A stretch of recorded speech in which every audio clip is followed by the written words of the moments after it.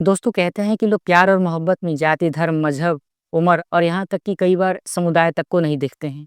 और कई बार ये प्यार ऐसे मुकाम पर पहुँच जाता है जहाँ पर एक रिश्ते का अंत बहुत ही खूनी तरीके से होता है। लोगों का प्यार पर से विश्वास उठ जाता है और एक बार एक फिर से एक सच्ची घटना निकल कर सामने आती है। तो आज की एक ऐसी सच्ची घटना आपको सुनाने वाले हैं जो कि प्यार पर से लोगों का भरोसा उठा देने के लिए काफ़ी है। वेलकम टू द शो सच्ची घटना। दोस्तों राजस्थान की राजधानी है जयपुर और इसी जयपुर के पास का एक थाना लगता है ब्रह्मपुरी थाना। इसी ब्रह्मपुरी थाना के अंतर्गत एक एरिया लगता है जिसे झूलेलाल कॉलोनी के नाम से जानते हैं। इसी झूलेलाल कॉलोनी के वीआईपी स्कूल के पास जयसिंहपुरा की खोर थाना क्षेत्र की रहने वाली एक लड़की, उसका परिवार साथ रहता था। उस लड़की का नाम था नैना मंगलानी। नैना मंगलानी का जन्म साल 1997 में हुआ था। दिखने में बेहद खूबसूरत और कमसिन उम्र की एक खूबसूरत जवान लड़की सोशल मीडिया फेसबुक पर अपना अकाउंट बनाकर लोगों से चैट्स किया करती थी, बातचीत किया करती थी। आए दिन सोशल मीडिया पर उसकी चैट्स, उसकी फ़ोटोज़, उसकी रील्स और उसकी मीम्स इतनी तेज़ी से वायरल होते हैं कि उसकी फ़ैन फ़ॉलोइंग्स बहुत तेज़ी से बढ़ने लगती है। इसी फ़ैन फ़ॉलोइंग्स में लोग उसके साथ प्यार भरी बातें करते थे, कई लोग उसे कमेंट में प्रपोज़ कर देते थे, जिसका वो ज़्यादा रिस्पॉन्स नहीं करती थी। इसी बीच उसकी मुलाकात एक ऐसे लड़के से होती है जो उसकी ज़िंदगी को बदलने के लिए काफ़ी था। दोस्तों इसी बीच जयपुर के घाट गेट का रहने वाला एक लड़का जिसका नाम अयाज़ अहमद था, वो भी इस लड़की नैना मंगलानी को देखता है और उसके पास फ्रेंड रिक्वेस्ट भेज देता है। कई सारे लोगों की तरह इसकी भी फ्रेंड रिक्वेस्ट कुछ समय तक पेंडिंग पड़ी रहती है और इसके बाद एक लड़की जिसका नाम नैना मंगलानी है, उसने इस फ्रेंड रिक्वेस्ट को एक्सेप्ट कर लिया। जब जब दोनों की फ्रेंड रिक्वेस्ट एक्सेप्ट हो जाती है तो आए दिन अयाज़ उसकी फ़ोटोज़ पर, उसकी रील्स पर, उसके कमेंट्स पर लव रिएक्ट करता था, तरह-तरह के रिएक्शन भेजता था, उसे अच्छी-अच्छी कमेंट्स करता था। इन सारी चीज़ों ने कहीं न कहीं नैना को उसके प्रति एक अट्रैक्शन पैदा कर दिया और अब नैना और उसका दोस्त अयाज़ अहमद जो कि दोनों फ़ेसबुक फ्रेंड थे, दोनों फ़ेसबुक पर चैट करने लगते हैं। दोनों की चैटिंग का ये सिलसिला धुआँधार चलने लगता है और ये दोनों की चैटिंग अब धीरे-धीरे दोस्ती में वो तब्दील हो जाती है और ये दोस्ती कुछ समय तक यूँ ही चलती रहती है। अब इधर जो अयाज़ अहमद था, उसकी फ़ेसबुक फ्रेंड नैना मंगलानी के साथ उसे कुछ इस कदर का अट्रैक्शन होने लगता है कि वो उसके साथ प्यार मोहब्बत करना शुरू कर देता है। लेकिन इधर नैना जो कि अपनी इस फ्रेंड को फ्रेंड समझती थी, उसके साथ अभी तक इसने प्रपोज़ नहीं किया था और दोनों का रिश्ता बस दोस्ती तक ही सीमित चल रहा था।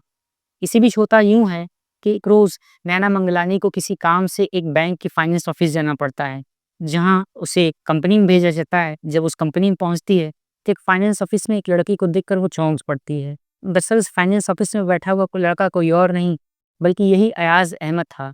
जैसे ही अयाज़ अहमद भी नैना मंगलानी को देखता है, वो उसको पहचान जाता है और दोनों के बीच में काफ़ी लंबी बातचीत होती है।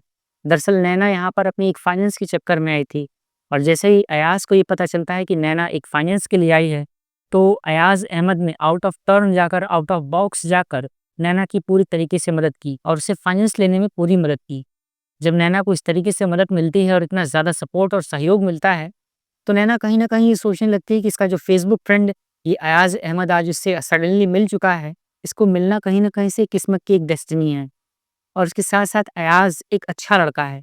तो ऐसा समझकर नैना और अयाज़ के बीच अब दोस्ती फ़ेसबुक फ्रेंड से होकर चैटिंग से बढ़कर आगे बढ़ते हुए अब फ़ोन नंबर्स में एक्सचेंज हो जाती है। नैना और अयाज़ इन दोनों के पास एक-दूसरे के नंबर्स हो जाते हैं। दोनों एक-दूसरे से बातचीत करना शुरू कर देते हैं। जल्दी ही ये बातचीत का दौर दोनों की दोस्ती से बढ़ते हुए रिलेशनशिप तक पहुँच जाता है। दोनों लव रिलेशनशिप में आ जाते हैं और प्यार की पींगे बढ़ाना शुरू कर देते हैं। दोनों इस चीज़ को बहुत अच्छी तरीके से जानते थे कि एक जो कि हिंदू धर्म से संबंध रखती है लड़की जिसका नाम नैना मंगलानी है, हिंदू सिंधी समाज से संपर्क रखती है। वहीं उसका जो प्रेमी है उसका नाम अयाज़ अहमद है, वो एक मुस्लिम समुदाय से संपर्क रखता है। इन दोनों की ये इंटरकास्ट शादी तो उसके घर वाले होने नहीं देंगे। बस इसी चीज़ को समझकर ये दोनों लोग घर से फरार हो जाते हैं और गाज़ियाबाद के अंतर्गत पड़ने वाले छोटे-से इलाके में रहकर किराए पे मकान में रहना शुरू कर देते हैं। इधर घर वाले जब तफ्तीश करते हैं, दोनों के घरवालों की तरफ से जब तलाश होती है तो पता चलता है कि दरअसल ये दोनों तो गाज़ियाबाद भाग चुके हैं। किसी प्रकार से दोनों से संपर्क होता है, दोनों को बुलाया जाता है और दोनों इस शर्त पर आने को राज़ी होते हैं कि अब हम लोग यहाँ पर तभी आएँगे जब हम लोग की शादी को एक्सेप्ट किया जाएगा। इसी बीच आपको ये भी बता दें कि गाज़ियाबाद में इन दोनों ने शादी भी कर ली थी। शादी करने के बाद बाकायदा ये दोनों वहीं पर रहना शुरू कर देते हैं। जहाँ पर नैना ने पहले अपने बॉयफ्रेंड अयाज़ अहमद के साथ एक मंदिर में शादी की, उसके बाद अयाज़ अहमद ने भी अपनी प्रेमिका यानी कि अब उसकी पत्नी बन चुकी थी नैना मंगलानी, उसके साथ जाकर निकाह भी पढ़ लिया। तो इस तरीके से दोनों ने 2 रीति-रिवाज़ों के अनुसार शादी कर ली और शादी करके वहीं गाज़ियाबाद में रह रहे थे। फिलहाल जब दोनों परिवार के समझाने-बुझाने पर, परिवार की रज़ामंदी पर घर लौटते हैं, तो वहाँ पर अयाज़ अहमद अपने ही ससुराल में रहना शुरू कर देता है। 1 साल तक वो अपने ससुराल में ही रहता है और इधर भी जब उसकी जो प्रेमिका, जो उसकी पत्नी बन चुकी थी, दोनों की ज़िंदगी बहुत अच्छे से गुज़र रही होती है। धीरे-धीरे परिवार वालों ने भी एक्सेप्ट कर लिया था। इधर अब अयाज़ भी अपने काम पर जाना शुरू कर देता है, जो कि एक फाइनेंस कंपनी में काम कर रहा होता है। इसके बाद होता यूँ है कि जो अयाज़ अहमद की पत्नी थी, नैना मंगलानी, उसका नाम उसने चेंज करवा दिया था और नया नाम रेशमा करवा लिया था। अब इधर रेशमा, जो कि अपने सोशल मीडिया अकाउंट पर नैना मंगलानी नाम से ही पोस्ट करती थी, वीडियोज़ देखती थी, लोगों के साथ बातचीत करती थी, चैटिंग करती थी। इन सारी चीज़ों को देखकर अयाज़ अहमद को अब बुरा लगने लगा था। वो पहले की चीज़ें जो कि अयाज़ अहमद को नैना मंगलानी के करीब लेकर आई थी, अब कहीं न कहीं उसके दिमाग में शक का पीड़ा छोड़ने लगती हैं। ये सोचने लगता है कि हो सकता है कि मेरी पत्नी का कहीं न कहीं अब चक्कर चल रहा हो सकता है कि वो उसे छोड़कर कभी किसी और के साथ चली जाएगी। ऐसा भी हो सकता है कि वो मेरे साथ धोखा कर रही है। इस तरीके की चीज़ों को सोचते हुए अयाज़ ने अपनी पत्नी नैना को कई बार मना किया, कई बार उससे कहा कि अब सोशल मीडिया अकाउंट्स पर इस तरीके से चैटिंग करना, बातचीत करना बंद कर दो, कम कर दो। रील्स शेयर करना कम कर दो। लेकिन उसकी जो पत्नी थी, नैना मंगलानी, जिसका नाम अब रेशमा हो चुका था, वो बराबर उससे यही कहती है कि तुमने मेरे साथ शादी इसीलिए की थी कि मैं तुम्हारे साथ शादी करूँगी, तुम मेरी किसी भी चीज़ पर पाबंदी नहीं लगाओगे। मैं सब कुछ तो छोड़ सकती हूँ, लेकिन मेरे सोशल मीडिया अकाउंट्स और मेरी जो फैन फॉलोइंग्स है, मेरे जो फ्रेंड्स हैं, मेरे जो फेसबुक के दोस्त हैं, उनके साथ बातचीत करना नहीं छोड़ सकती। इस चीज़ को लेकर अब आए दिन दोनों के बीच में कलह-कलेश भी होना शुरू हो जाता है। कभी-कभार अयाज़ अहमद, जो कि अपनी मोहब्बत में, जो कि अपनी पत्नी के ऊपर इतना ज़्यादा रौब और रुबाब झाड़ने लगा था कि उसके ऊपर अब आए दिन वो कभी-कभी हाथ भी उठा दिया करता था। जिस चीज़ को सोचते हुए नैना मंगलानी एक रोज़ अपने घर पर चली जाती है, वो वहाँ से वापस नहीं लौटती है। इसी बीच होता यूँ है कि अब अयाज़ अहमद को ऐसा लगता है कि उसकी जो पत्नी है, वो उससे दूर चली जाएगी, उसके पास नहीं रहेगी। तो वो अपनी पत्नी को मनाता है, उसके साथ माफ़ी माँगता है, उससे यही कहता है कि अब एक बार फिर से हम लोग एक रिश्ते को नया मुकाम देते हैं और एक बार फिर से हमें रिश्ते को समय देना चाहिए और इसके बीच अब हम लोग अब आगे कभी लड़ाई-झगड़ा नहीं करेंगे। ऐसा कहकर अयाज़ अपनी पत्नी को मना लेता है। और इधर भी जब अयाज़ अहमद अपनी पत्नी को मना लेता है, उसके साथ बातचीत करने लगता है, तो उसकी पत्नी भी ये सोचती है कि चलो अच्छी बात है, कहीं न कहीं हम लोगों को रिश्ते में एडजस्टमेंट करनी चाहिए और एडजस्टमेंट के बाद ही लाइफ़ चल सकती है। बस इस चीज़ को सोचकर उसकी पत्नी नैना मंगलानी भी अपने पति अयाज़ को माफ़ कर देती है। अयाज़ भी, जो कोई कुछ समय से अपनी पत्नी को छोड़कर अपने माँ-बाप के घर पर जाकर रहने लगा था, वो भी अब अपने रिश्ते को एक नया मुकाम देता है और अब दोनों साथ रहना शुरू कर देते हैं। इधर बीच होता यूँ है कि जब एक बार फिर से उसकी पत्नी नैना मंगलानी फिर से बातचीत करना शुरू कर देती है, उसके कॉल्स आने लगते हैं, उसके फ्रेंड्स आने लगते हैं, उसके सोशल मीडिया के चैट्स शुरू हो जाते हैं, तो अयाज़ को इस बात का बहुत बुरा लगता है। वो ये सोचता है कि इसकी पत्नी किसी भी प्रकार से समझने के लिए तैयार ही नहीं है। बार-बार वो उसे मना कर रहा है और बार-बार उसकी पत्नी इस चीज़ को मान ही नहीं रही है। तो दोस्तों, आपको ये भी बता दें कि इसी बीच नवंबर 2019 में रेशमा को एक बच्चा भी पैदा होता है। जब बच्चा पैदा होता है तो दोनों के बीच की तल्खियाँ भी कुछ और कम हो जाती हैं।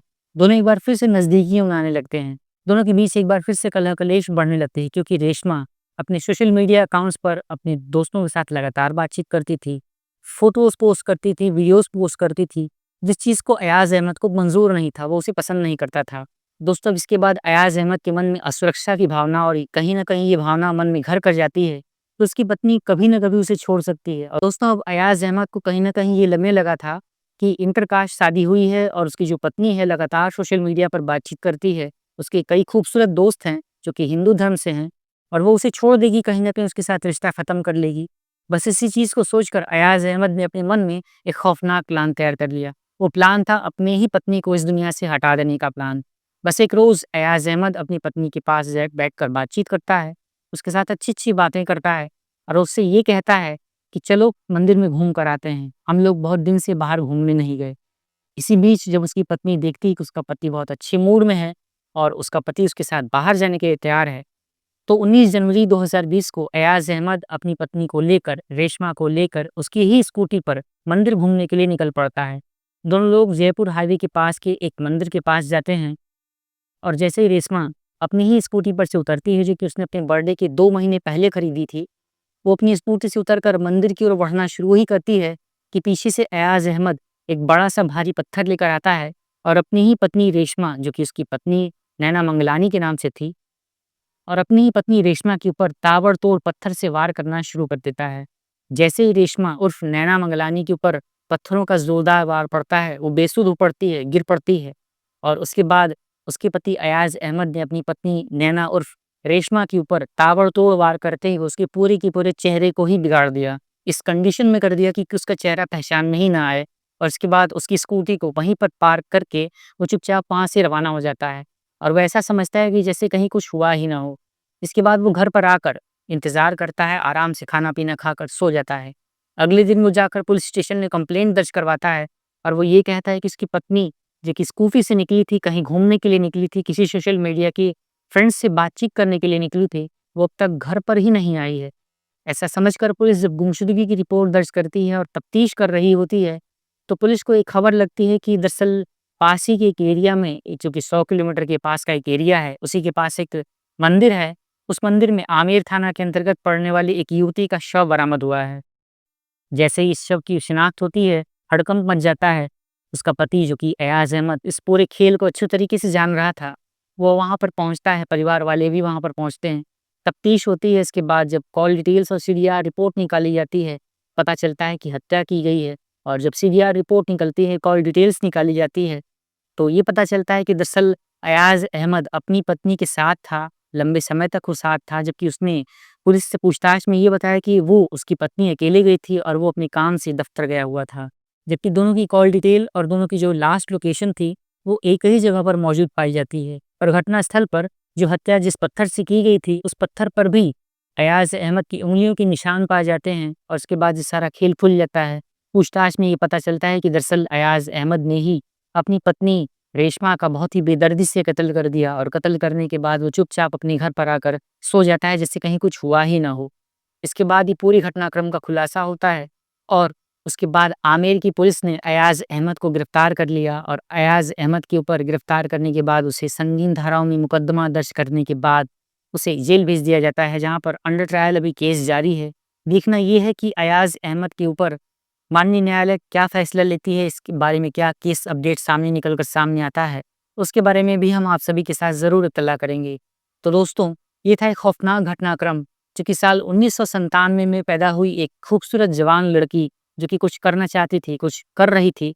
तो दोस्तों, इस तरीके से खौफनाक घटनाक्रम राजस्थान के जयपुर के अंतर्गत पड़ने वाले इसी आमेर थाने से निकल कर सामने आया, जहाँ पर एक 20 साल की एक खूबसूरत जवान लड़की जिसका जन्म 1997 में हुआ था, सोशल मीडिया पर उसकी अच्छी फ़ैन फॉलोइंग्स थी, उसके अच्छे दोस्त थे, सोशल मीडिया पर फ़ेसबुक फ्रेंड्स के साथ वो बातचीत करती थी। उसने एक इंटरकास्ट मैरिज के चक्कर में अपने परिवार वालों से रिश्ता ख़राब कर लिया, उसके सोशल मीडिया के फ्रेंड्स छूट गए, उसकी ज़िंदगी तक ख़त्म हो गई और यही नहीं, उसके साथ-साथ जो उसकी 2.5 महीने की एक बच्ची है, अब वो उस बच्ची भी अनाथ हो चुकी है और उसकी ज़िंदगी ख़त्म हो चुकी है। एक शक, एक नफ़रत और एक गलतफ़हमी, एक अविश्वास रिश्ते को किस मोड़ पर लाकर खड़ा कर सकता है, आज की इस वीडियो में आपने हमारे साथ जाना।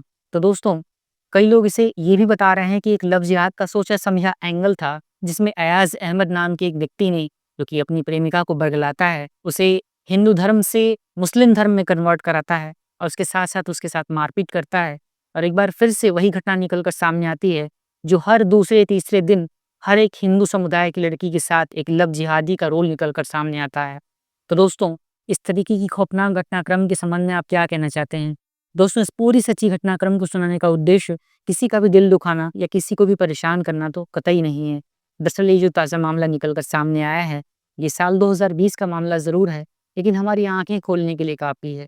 फ़ेसबुक पर हुई दोस्ती मौत की किस रफ्तार से आगे बढ़ती है कि जहाँ पर ज़िंदगी का ब्रेक लग जाता है, रिश्तों का तूफ़ान उमड़ पड़ता है और एक ज़िंदगियाँ बिखराव के इस मुकाम पर पहुँच जाती हैं, जहाँ पर हर विश्वास, हर रिश्ता धोखा लगने लगता है।